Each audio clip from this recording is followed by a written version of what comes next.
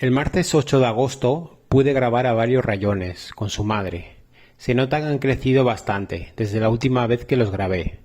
Una de las primeras veces que los grabé fue el 16 de junio, por tanto han pasado ya casi 2 meses. Se les llama rayones a los jabalíes entre 0 y 6 meses. Poseen 11 rayas, que son diferentes entre ellos, ¿vale? De forma que identifican a cada individuo.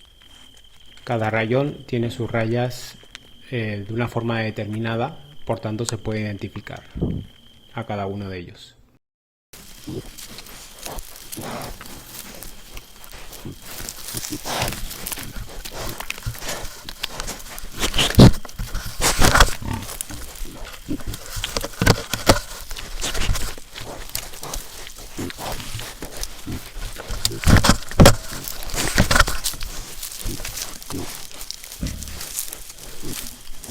Las rayas se mantienen hasta los 4 meses, que empiezan a difuminarse y desaparecen a los 6 meses.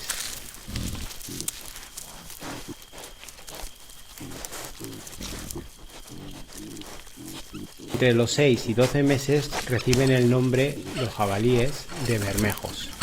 Se llaman bermejos por los reflejos rojizos que tienen. Aquí podemos ver uno de los rayones que está moviendo la cámara de un lado a otro. Y ahora se van a ver los rayones.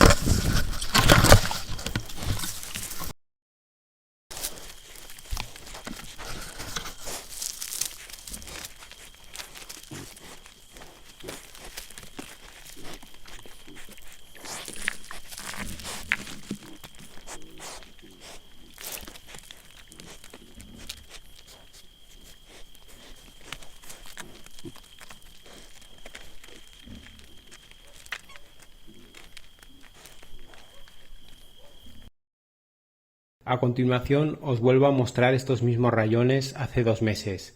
¿Se ve la diferencia?